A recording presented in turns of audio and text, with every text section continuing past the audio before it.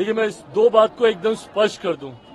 अगर किसी भी एक विषय को उदाहरण के तौर पर दिखाकर अगर सरकार की नीयत में सवाल उठाया जाएगा तो आज की तारीख में सरकार का अंग होने के नाते मैं इस बात को स्पष्ट कर दूं, हेड ऑफ द गवर्नमेंट मेरे प्रधानमंत्री हैं और प्रधानमंत्री जी की सोच कतई आरक्षण विरोधी नहीं हो सकती।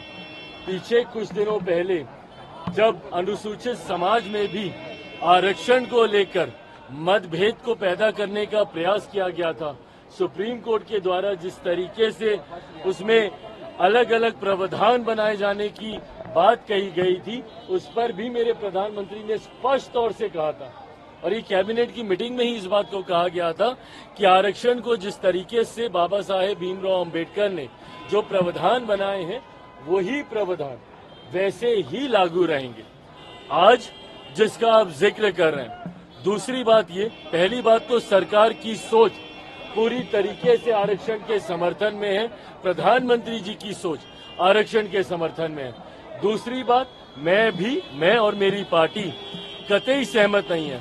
आज जिस तरीके से कुछ पदों के नियुक्तियों के लिए डायरेक्ट बहाली के लिए सीधा वहां से डिमांड्स मांगी गई है जिसमें आरक्षण का ध्यान नहीं रखा गया है, इस बात के मेरी पार्टी भी पूरी तरीके से खिलाफ है।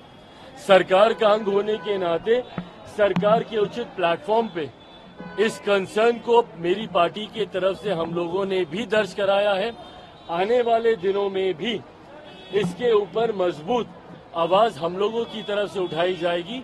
कोई भी सरकारी पद की नियुक्ति अगर निकलती है तो उसमें आरक्षण के प्रावधानों का ध्यान रखा जाना जरूरी है।